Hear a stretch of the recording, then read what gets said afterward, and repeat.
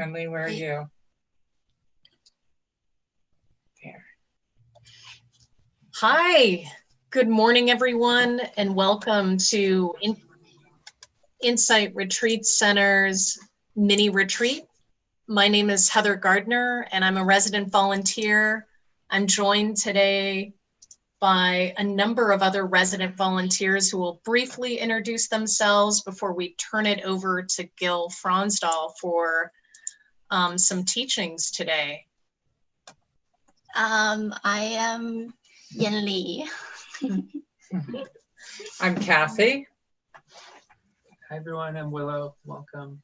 Hey, I'm Stas. Good to see everybody. We're really glad to have you here. We're joining you live from the retreat office here and just really excited to have the chance to practice together on today's mini retreat. Lastly, before I turn it over to Gil, we'll have a community time that will start today at noon, and the Zoom link will be provided in the chat box, and the password for that will be the word community. We're again delighted to have you, and I'll turn it over to Gil. Thanks so much.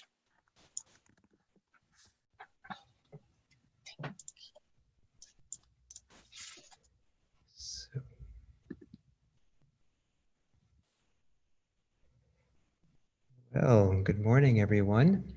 And I still kind of getting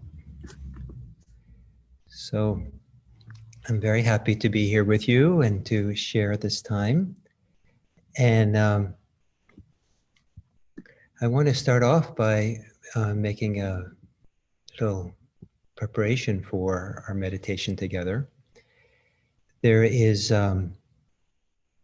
imagine that there is a wonderful gate, and the gate is known by many names. Different people have different names, but some people call it the gate of peace, some people the gate of freedom, some people the gate of insight, some people call it the gate of love and compassion. Many different names. And so to go through that gate is to go into this wonderful land of peace, of love, of freedom that exists. And you're standing in the middle of the gate, neither beyond it or before it, just right kind of in the frame of the gate. And you, and it turns out that the gate goes in both directions, that the peace that the gate is opens to whether you go forward or backwards, to the left or to the right, whatever direction you go, it's the same. So we are a gate. Our senses, our eyes that see, our ears that hear, our nose that smell, our tongues that taste, our bodies that sense what goes on. At the sense doors, the sense gates, that's where all the information from the outer world comes into us, but also all the information from the inner world, the sensations, the feelings, also knowing the sense door for the mind that knows what we're thinking and feeling. These are all called doors or gates. And we stand at that gate when we do mindfulness practice. We stand right there where we experience the present moment the best we can to really see what's unfolding in the present as we go along. And for some people, we go out into the outer world, and that's where we're looking for peace, or that's where the war is, or the conflict is. For other people, if they look backwards into themselves, the other direction of the gate, they see that internally there's peace, or internally there's conflict and war. Some people find there's conflict in both directions, suffering and challenges. Some people find it only in one direction, or sometimes. The idea in meditation is to find a way in which the way that we see the world around us, the way we relate to the world around us, and the way that we relate to the world inside of us, that we find a profound kind of peace, that we find a kind of profound freedom in both directions, the inner world and the outer world. And in a sense, bring the inner world and the outer world to a kind of harmony, to a kind of similarity, so that as we become more peaceful internally, more free, more loving, whatever it is that practice brings us, that we also want to be able to see the world through that lens. There's a way in which we then relate to the world, because how we relate to the world, how we act in the world, how we understand the world has a lot to do with how we are on the inside. And to have that in harmony with the possibility of freedom or insight or love or compassion is one of the great tasks. It's not only about becoming peaceful internally, but to do so that when we look out through that gate of the senses, that we're able to see there a profound capacity for meet it with compassion, with love, with some kind of peace. So whether this analogy works 100%, I don't know, but I wanted to use it as a way of suggesting that the work that we do inside is to bring our inside in harmony with what we want to see in the world around us, so that we can find a way of being at peace, of being resolved in ourselves in some deep way, not in conflict, and bring that into harmony with the capacity to be in the world that way as well. So, so this inner work of meditation is quite important, but it doesn't stop with the inner world. We're always at a gate, and how we relate to what's beyond us and how we relate to what's within us is the same, hopefully becomes the same process of compassion, of goodwill, of freedom. So to sit this sitting, to take a comfortable, but a posture that gives you some sense of being alert, some sense of being engaged and present. And maybe you sit in a chair, maybe you're sitting cross-legged on the floor, maybe you're lying on a bed. And so to gently close your eyes.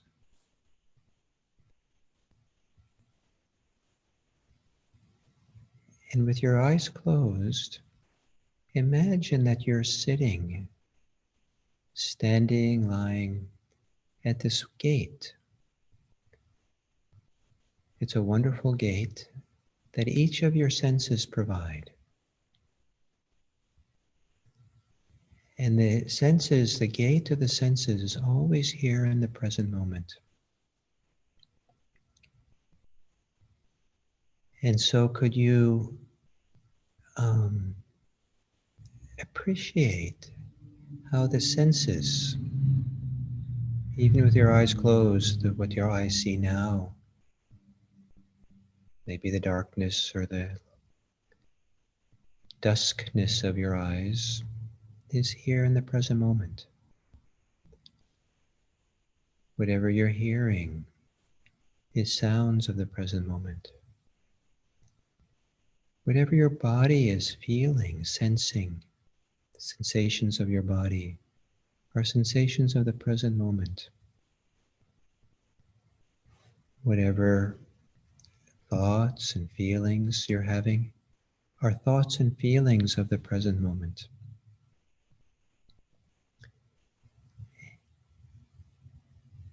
And as we turn our attention inward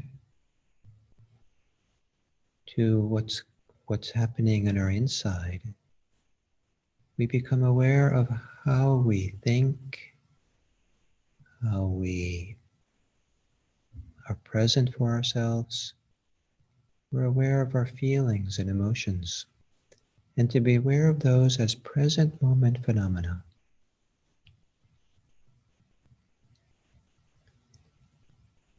and to settle in to this present moment. Perhaps you can take some long, slow, deep breaths.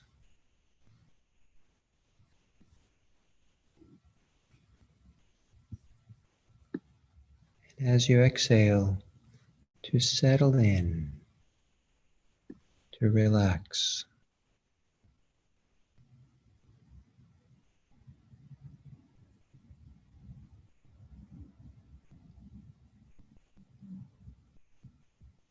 There is a kind of a home to be found within. Perhaps for some of you, if you release yourself gently from the deep inside to the pull of gravity as you exhale, to settle inside.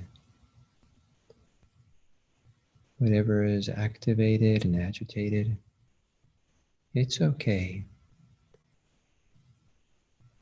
But to make room for the natural settling to happen. And to gently settle the thinking mind as well. To see if you can let your thinking become calmer or peaceful. Perhaps thinking slower.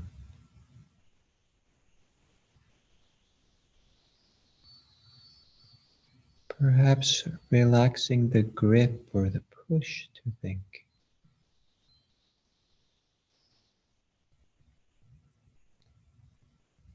Perhaps settling and relaxing the tensions of the heart.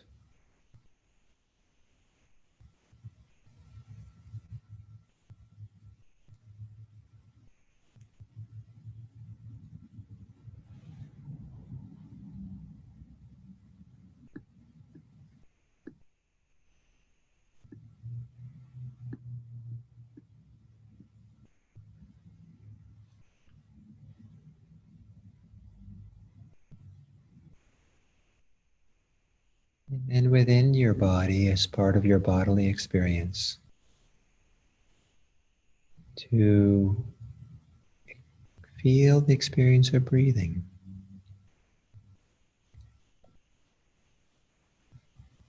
Breathing in and breathing out.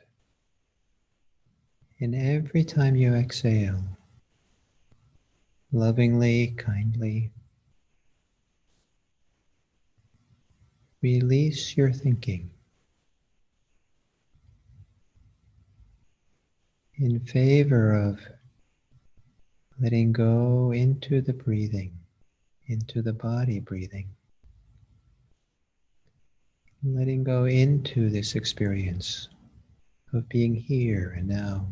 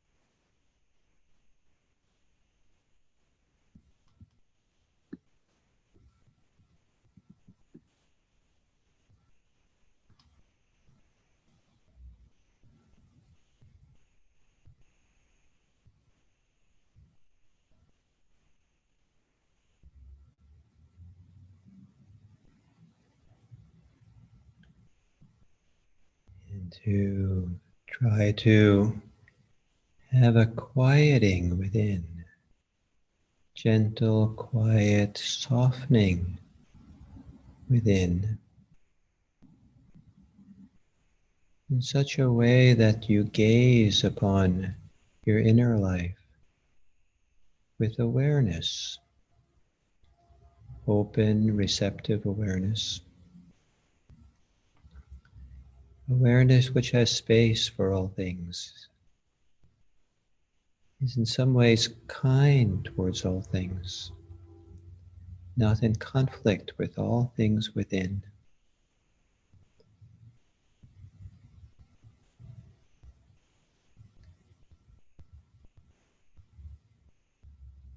In a sense, we're clarifying, freeing our relationship to everything that we find within us. And the vehicle for doing that is to be aware, to be mindful. To be mindful without conflict. To be mindful without being for and against. To be mindful in a calm, steady way.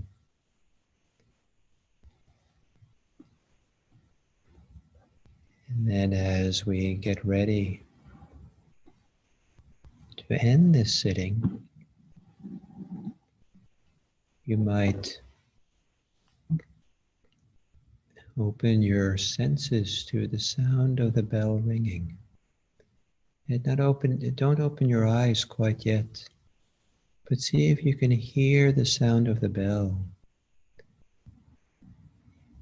where the relationship to listening is peaceful or at ease or has a quality of contentment or receptivity.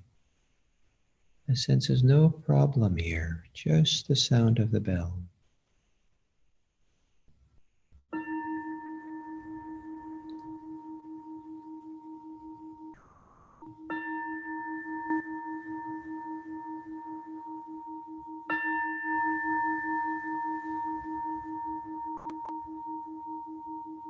And then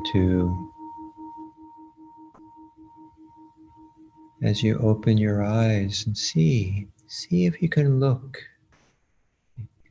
in a way that the looking at things around you is also peaceful or easeful. The eyes are not straining or trying to look too hard, but the looking itself is kind of receptive and at ease.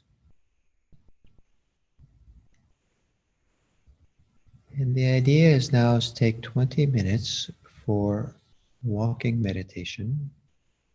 And depending on where you are, it could just be in your room where you're in, back and forth. It could be that you go outside and go for a walk around the block.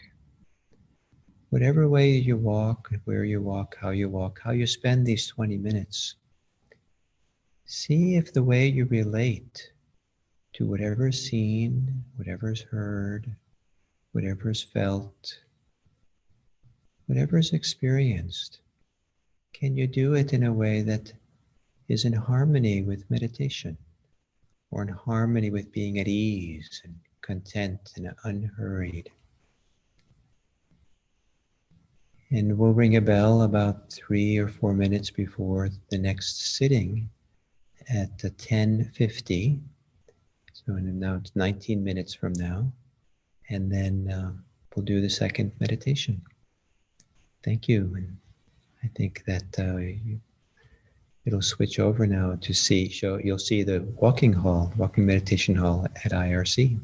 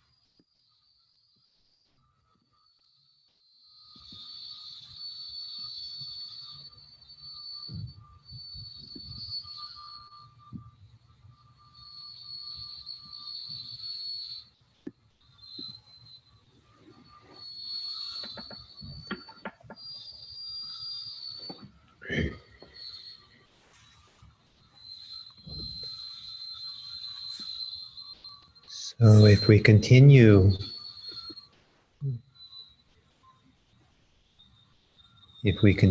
with this analogy of the gate, that if we stand at a gate that looks equally into the world around us, outside of us, and the world inside of us, and if we feel very content in this gate, if it's a place where we feel at ease with ourselves, that somehow in this gate, there's a feeling of peace. There's a feeling of well-being. Here at this gate, there's nothing that needs to be fixed right now. Nothing that needs to be done right now. It's kind of a neutral zone, a free zone. And then to imagine that this gate is your present moment in this body with your senses open. And that you're aware equally of what's happening inside of you and outside of you. But you do so from this place of steadiness, stability, peace. It might be a very small sliver of your experience, but it's the interface between the outer world and the inner world. It's the place where the two meet. And that meeting place is where we settle our awareness. It's where we open our awareness. And it's from there that we relate to the inner world and the outer world. And can you find a way during this next sitting to sit quietly, steadily, maybe even strongly,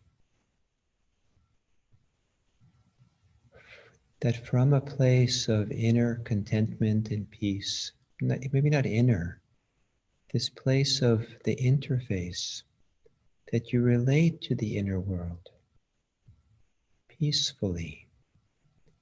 You relate to the outer world peacefully. The outer world that is happening now in your direct experience. The inner world that's happening now in your direct experience. Can you sit in the gate that we call awareness and be aware of either, whatever comes to awareness, and relate to it in a way that's satisfying and meaningful, calmly, at ease, sitting still and gazing upon all things kindly, sitting at the gate between inner and outer,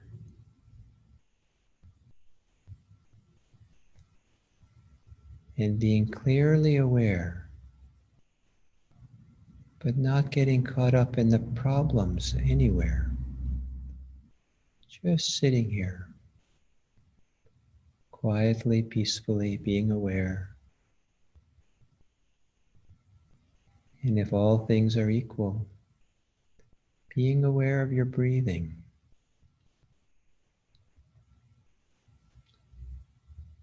Breathing is kind of like the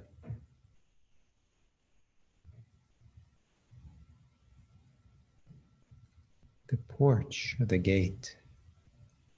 It's close, very close to the gate itself. Breathing and awareness can be intimate partners. here, now.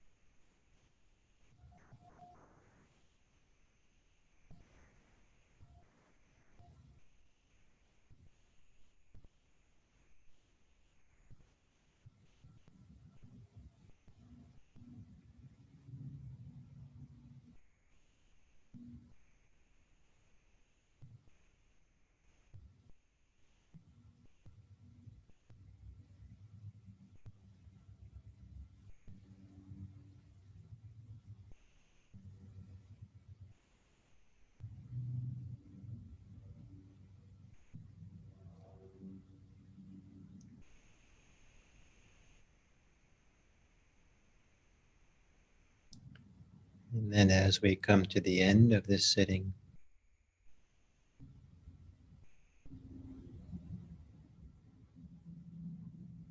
is there any new or any reference point you have inside of you that is a reference point that is useful to stay close to? When you open your eyes, as you look around, as you begin your day and activities that might be after this mini retreat. Is there some way that you are on the inside that encourages you to look upon all things kindly, to be of generosity, to be of a friend for others, a friend for yourself, to look upon yourself kindly?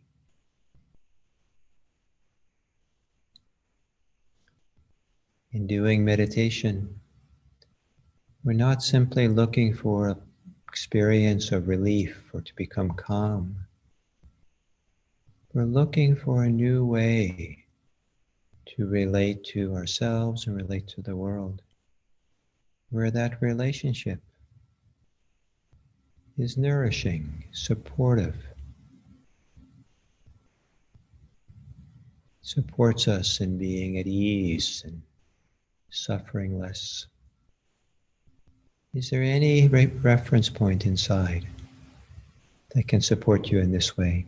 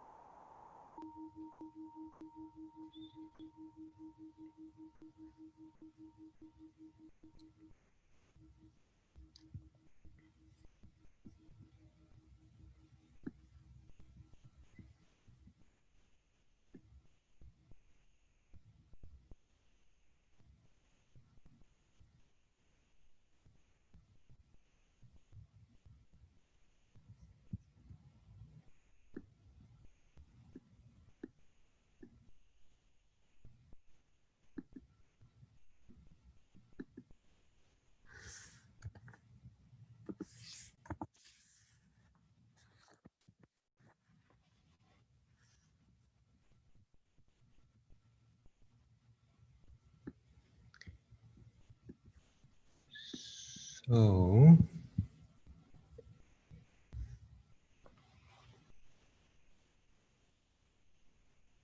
I'll talk for a little bit here, and then I'll see if I can answer any questions you might have that come in. And so, as I said in the end of that meditation, that we're not looking so much to have some wonderful spiritual experience, meditative experience, for its own sake when we meditate. Our spirituality in Buddhism is not measured by the kinds of experiences we're having, wonderful bliss or great feelings of openness or great experiences of clarity. Those can come from meditation and they can be supportive. But really at the heart of it, we're looking for how to relate to ourselves and the world in a new way. The Buddha himself put a lot of emphasis on action, but in particular mental action, how we act in our minds, how we think, how we relate to things. And we're always going to be relating in some way, even if we're very, very still and quiet and the mind is very, very peaceful, not doing much at all. Something will come along that will ask us of something. Something will come along and ask us, make a request of us. It might be that what comes along is that we're hungry. And the hunger is a request for food, perhaps. And now we're thirsty and the request to drink something. Or we're cold and it's a request to put on some clothes. Or a neighbor has a need and there's a request to support them in some way. We go into the kitchen and we see a dirty sink. And if we ask, what is the request here? It's maybe a request to clean the kitchen sink, clean the dishes. Sooner or later, the world will have a request of us. And how do we respond to that request? How do we relate to what goes on inside, how to relate to what goes outside. Sooner or later, life is a call to action. So as we meditate, we're learning about this relationship we have to what's inside. We're learning if we're harsh. We're learning if we're critical, if we're cruel to ourselves. People have told me that they are the person they're the hardest towards, most critical, harshest towards, most demanding to, is to themselves. That they will regularly have an angry voice inside that's berating themselves or criticizing themselves or somehow feeling ashamed for themselves. These are all relationships people have. And as we're doing Buddhist practice, we're looking to rectify, clarify the relationship we have to our inner life so that the relationship itself is supportive, is nourishing, promotes inner growth, inner thriving, inner maturity. These are three wonderful words that appear as synonyms in the Buddhist teachings: to thrive, to grow, and to mature from the inside. And that has a lot to do with how we relate. Are we always critical? Are we always greedy? Is there hostility? Is there impatience because we want so much and want it now? Or is there just a lot of confusion or even delusion about what's happening? All those are a way of relating. Even confusion is a way of relating to what's happening. And how are we relating to the inside? As many of you probably know about the 5 hindrances, for example. Those can be a way we relate to what goes on inside. We have desires for better meditation. We're clinging to it. We have hostility or ill will towards some experience inside. Our distractibility, the pain we have, something. We have sloth and torpor. We have resistance and lethargy, kind of a giving up. We have restlessness. We have remorse, regrets about what's happening, what's going on inside. And we have a lot of uncertainty and indecisiveness, maybe. What kind of relationship would be nourishing, support thriving, support kind of inner growth? And it's kind of like the inner life thrives on kind recognition. Just like a small child is supported by a friendly, loving relative who comes and sits with them and attends to them, and the relative sees the child as being just wonderful and sees the child as being all good, and the child feels accepted and open, and that allows something to grow and something to settle and grow in the child. Same thing with us. How can we be our own best friend? How can we be the caring friend, the supportive friend, the friend who is willing to listen and hear what's going on? How can we be the friend who's willing to offer support? How can we be our own best friend where we're the friend who will tell us things that are difficult to hear, will encourage us to do better, but to do it in a kind, supportive voice, not in a critical voice? So to sit and meditate, we start recognizing all these ways we do relate, the activities of the mind, activities of the heart that are kind of relating to what's happening, being for and against, and the kind of quieting and stilling of the mind, the opening and acceptance of awareness is a strategy for beginning to simplify us from all the extraneous, all the extra, all the difficult and painful ways which we relate. And finding a way to relate that comes from the depth inside, perhaps, that arises out of our well-being, out of our peace, our subtleness, out of no longer being in conflict with things. And we'll discover that then there's something that wells up, a responsivity to the world it makes a lot more sense, this idea, what is the world requesting of me? because the heart will respond to the world. And I don't know if this is the best example, but maybe it is. Like if you're walking with a friend down a sidewalk and your friend trips, the heart will reach out to kind of catch the friend or help the friend from falling. Or if the person does fall, maybe puts out your hand to help them stand up again. There's a way in which the heart, what's deep inside of us, is responsive if we allow it to be, and it can respond from what's beautiful and nourishing. So we learn in meditation how to relate to our inner experience in better and better ways, supportive ways, nourishing ways. And then we don't want to live divided, where we relate one way in our inner life and one way in the outer life.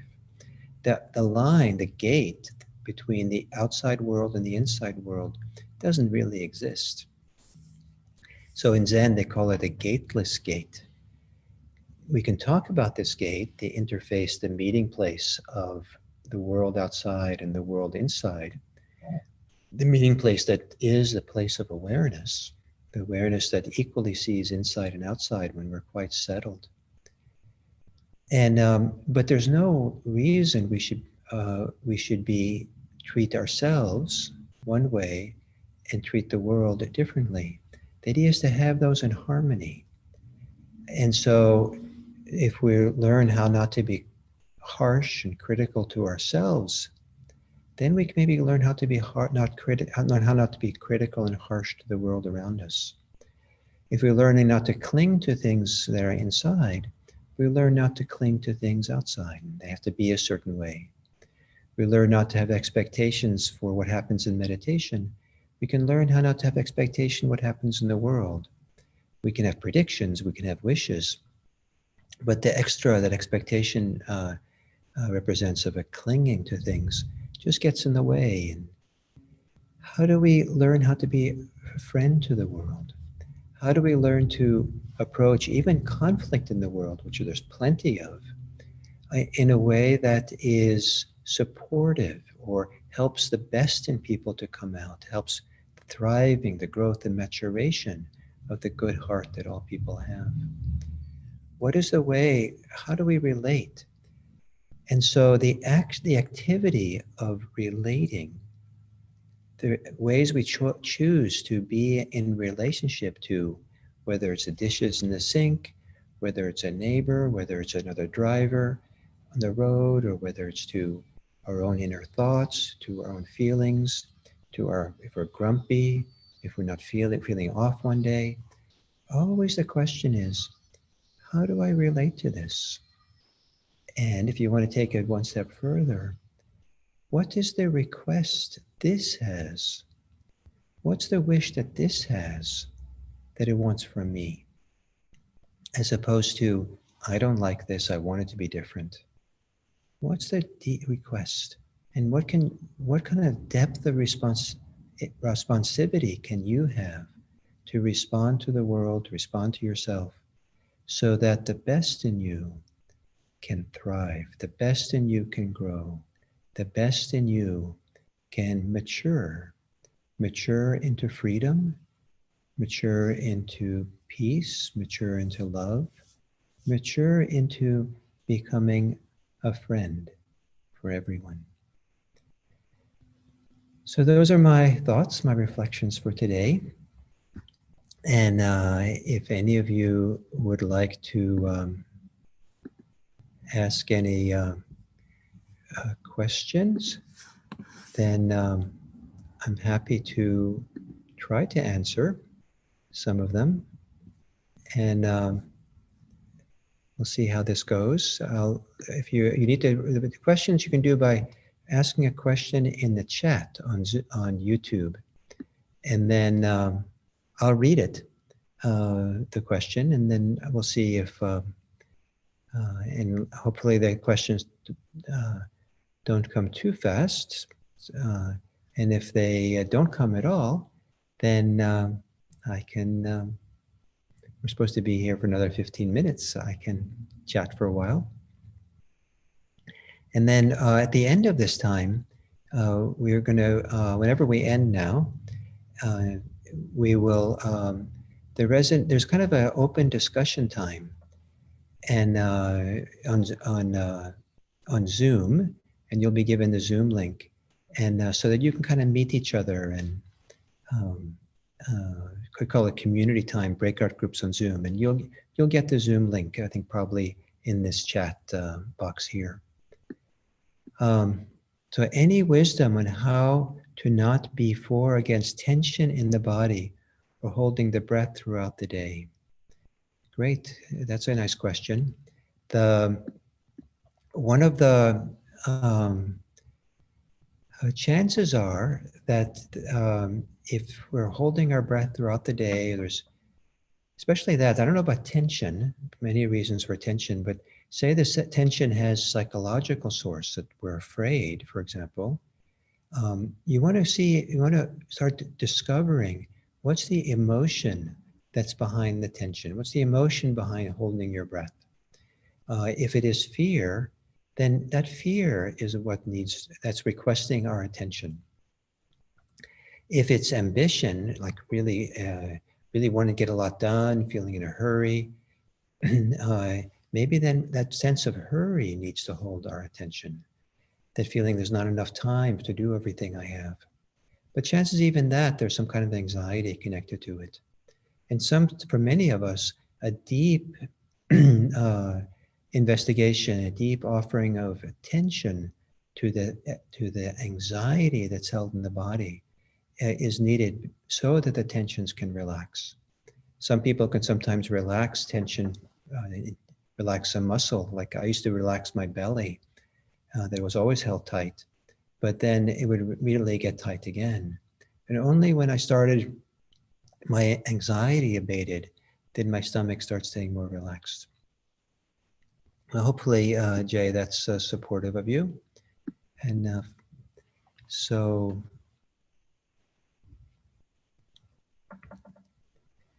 how do you not get caught up in unskillful actions of others around you and stay skillful for yourself? It's also a very good question.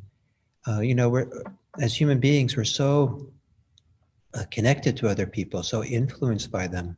So there's such a strong way in which we are concerned what they think about us, or we're reactive to them, that a really important part of mindfulness practice is, in fact, how we relate to people before we get caught up in their drama or their concerns. So, for example, I had to learn early in my practice how much I was afraid of being rejected by people. Another time, how much I wanted to be liked by people. And that was a hook that kept me hooked into being concerned what they want from me or what's going on. And I got swept up into the drama of how other people are. Another thing that pulled me into their world was a sense of responsibility. And that I'm responsible for them somehow. And so how they are, I somehow got entangled with them. And I've been, people who are angry, not that I would get angry, but I felt, okay, now I have to take care of them and fix it. And what do I do? And I get pulled into the world of anger and their anger. And just there seems to be no way out unless I just say, let's just take a break. The other thing that happens when how we get hooked into how other people are, for some people, is a kind of identification, a kind of not seeing us so separate, but somehow defining ourselves by how they are. So if they are behaving some way, that casts some kind of view about who we are, especially in families and partners, that if we've been around for a long time, we're sometimes more impatient with a partner than we are with a friend or a stranger, because there's kind of a overlapping of identification or overlapping of feeling of some kind of closeness or impact we have. And so how people are then in that identification affects us, and we get hooked in and caught up. So something like that. There's a lot of other dynamics. How meditation can help is that if we can learn to be grounded in ourselves, learn the feeling, the actual experience of being centered on ourselves without looking externally for validation, for approval, for fixing something, but just learning to stay grounded, and then start looking, practicing that in ordinary, simple social situations, where we learn and experience what it's like to stay grounded in ourselves without leaning forward or pulling back, and just staying there. And then slowly begin to expand that into areas where it gets more and more complicated, the people we're with. And so it's a great question and a great investigation to do. It's very important.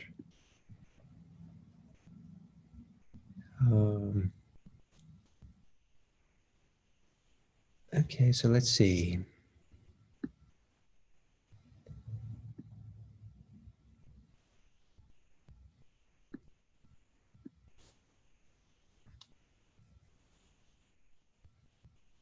So I appreciate the comments that are being said. They're not questions now, so let's see. Meditation for me taught me a lot about my relationship to the world around me, because in two ways. One was that as I became more centered, but also as I started having more sense of well-being and less anxiety, more ease within, then I had less needs to be liked all the time or to get my needs met by other people. And I started to feel kind of this inner sense of well-being that came from the inside. I didn't feel a sense of lack anymore. I felt actually a fullness. And as that began happening, then I was actually able to see more clearly, be more attentive, be more mindful in the moment to what actually was the dynamics between myself and other people. What were the thoughts that were arising? What were the feelings, the intentions, the reactions I had inside?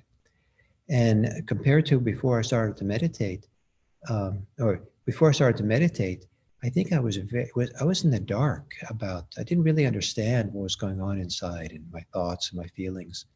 And as I got more centered and grounded and started to see what was going on inside, then I started to be wiser about that.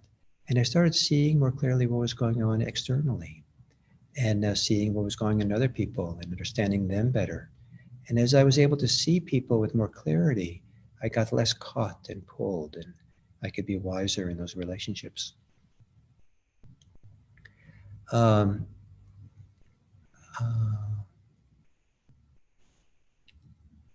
do we learn to stay grounded? What does it look like? How do we learn to stay grounded?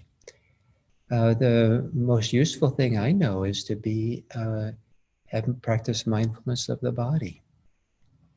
The word centered and grounded for me is closely related. The centered is to really have the center of gravity, really feel our weight, feel the substance of our body, and to feel it also. Sometimes people feel grounded. That's maybe where the word grounded comes from. To really feel this, if you're standing, the soles of the feet on the ground. If you're sitting in a chair, have both feet flat on the ground. If we cross our feet, we're less grounded. We're less kind of secure. There's just less of a firm base. So they say firmly here on this location. To sit in a chair and be grounded in the chair means to really have your weight centered on the chair in an upright, balanced, firm way. It's kind of firmness there. Firmness with the feet on the ground. A firmness of the butt on the chair. And so we feel a kind of physical stability when we walk, when we stand, when we sit. And that sense of really using that as a reference point, finding that stability makes a world of difference to then, we're not pushed around so much, but what goes around is when we have ballast, we have strength.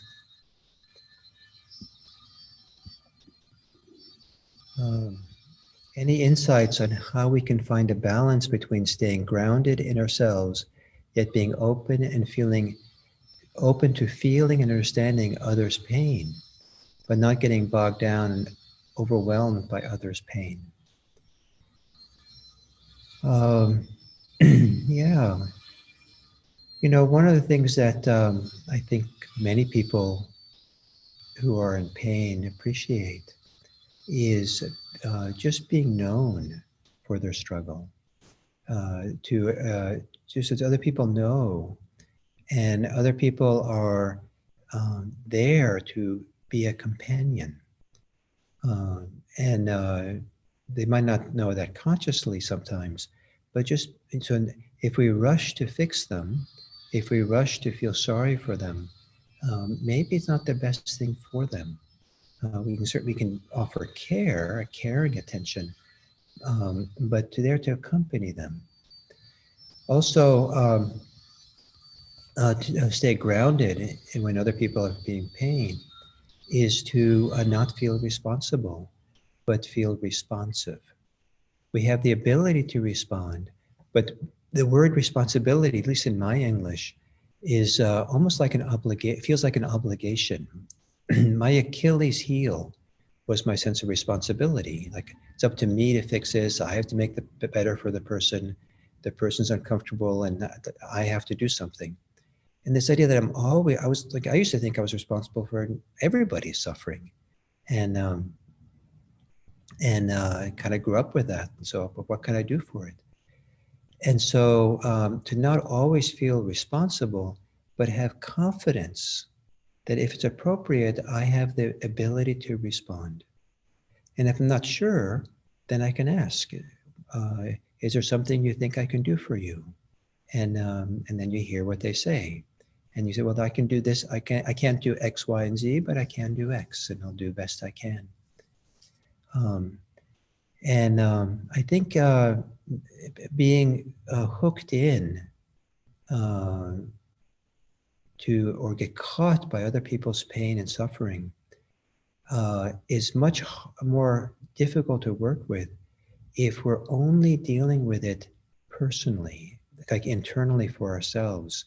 I think being able to find either a friend or someone to talk to about it, say, this is what happens to me. If it's a good friend, you can maybe share it in real time. Wow, I know you're struggling, and but I'm trying to find a balanced way to be with you, and I find myself, feeling anxious or feeling like it's up to me to fix. If it's not a good friend, maybe you can't say that, but maybe you have another friend later. You can kind of explore a little bit. What was going on for you? What were you believing? What were you relating? What were you taking in? What's happening to you? Sometimes stepping out of yourself by talking about this with someone else makes it a lot easier to see what's going on if we're just trying than if we're just trying to do it all on our own.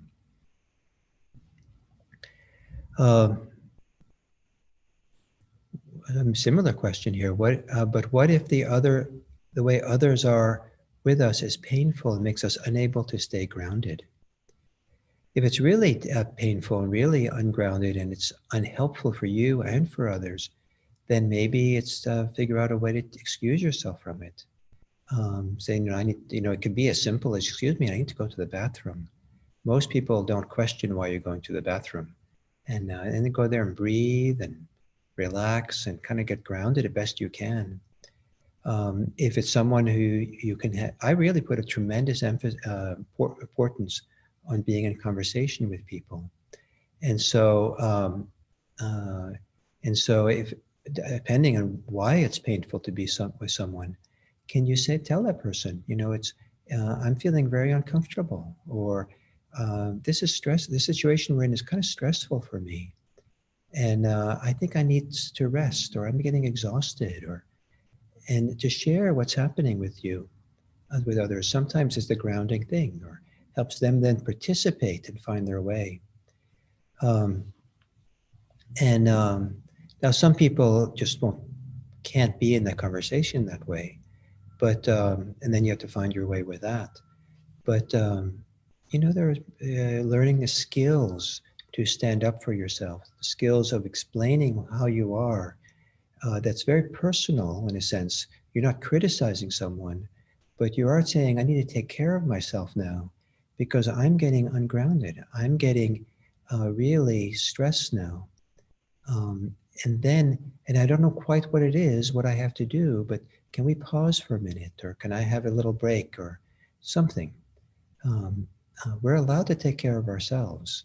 The challenge of it is, how do we take care of ourselves without letting other people feel like we're turning away from them, or somehow dismissing them, or even critical of them? That's the art of it.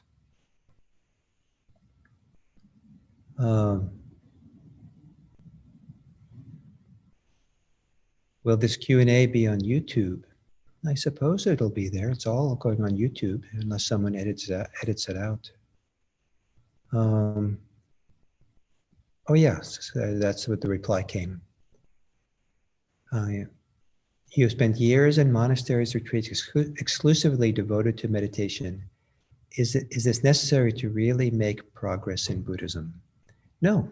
You can make lots of progress on your own.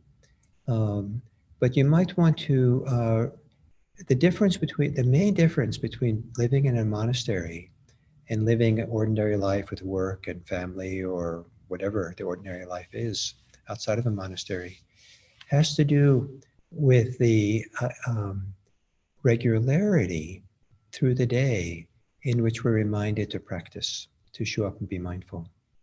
So you can find another way in your life to really regularly make yourself practice over and over again. It isn't like there's necessarily better opportunities to practice in a monastery. It's just the opportunities to practice are regular. So if you work, to go and regularly find ways to be mindful through the day as you work. At home, practice mindfulness, practice attention, practice the precepts. All of Buddhism has practices, references, wisdom that applies to all different areas of our life. Speech. If you pay careful attention to why you say what you're going to say before you say it, you ask yourself, why am I about to say this? And you do that regularly through the day, that would be as good as living in a monastery. But you have to do it regularly. That's the benefit of the monastery, is the regularity that it can be done. Okay.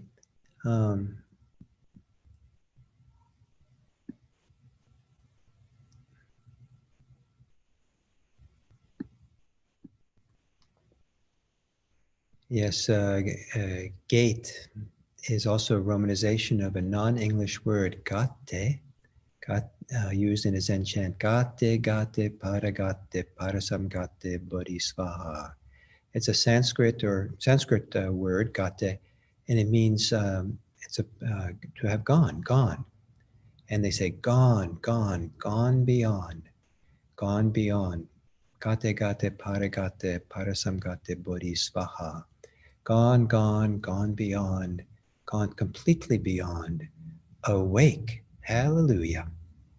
Is how this Heart Sutra ends. Self-care during conversation, the art of it. Great. So very helpful for going through life more skillfully. The word skillful is a wonderful word. To develop skill. So, we usually develop skills gradually, but we want to practice to develop the skills, the ability to track ourselves, to track what's going wrong, the skills to be grounded. And remember, these things are always, skills are developed by regular practice and gradually. So one of the hindrances can be to expect to do it immediately, to do it overnight, for example. But rather, it's the question about being in the monastery, also the regularity of practice, is that in monasteries, not only is it regularly, but it's like regularly day after day after day after day. It's the regularity of keeping practicing, doing it over and over again, that we build momentum, we build strength, we grow. Okay. So one last question here. Do you chant throughout the day to yourself? No. I did a lot of chanting when I was in the monasteries, and I found it wonderful to chant. But these days, it's very rare that I chant, and I certainly enjoy doing it, and I think it would be a nice thing to do. But I have plenty of nice things to do, and I enjoy my life as it is, and so I don't bring the chanting in anymore. I think for people who are new to practice, chanting can be grounding. It's one of the functions of chanting is they're grounding and settling and kind of wakes up the body energies in a very nice way. And it's a wonderful thing to do with other group of people as well, because of how it harmonizes people. Sometimes shared voices is grounding and sharing and connecting in wonderful ways. So thank you for having me. I was invited by the resident volunteers at IRC to, in this kind of Zoom way, come down to IRC and teach today. And I really appreciate IRC. I appreciate the people who are supporting it now at IRC. And I'm going to turn it over now back to Stas, who's a resident volunteer there, and he's going to probably tell you a little bit of how you can tune in if you want to do this community meeting. We have a chance to have a little bit of kind of open discussion and kind of tea time without tea, maybe. So together. So Stas, thank you. Hey, folks. Let's see. So I think Stas, it's your turn. If you can hear me. Yeah, I can hear you. So, hey, everybody. So I just have a few announcements. It was really nice to sit with all of you and hear the teachings and questions. And I just have a few announcements. So we're, kind of coming to close for the day. And at the end, we'll have a community time that Lish will facilitate. And then next week, we're going to have another, similar retreat with Bruni Davila. So that's coming up. And then on August 8th, I believe that's a Saturday morning, we'll have an offering, kind of a mini retreat offering from Matthew Brensilver. So those two things are coming up, and I'll just mention that the community time, the password is community, all lowercase, and it's access through Zoom. So thank you all, and I'll hand it over to Lish.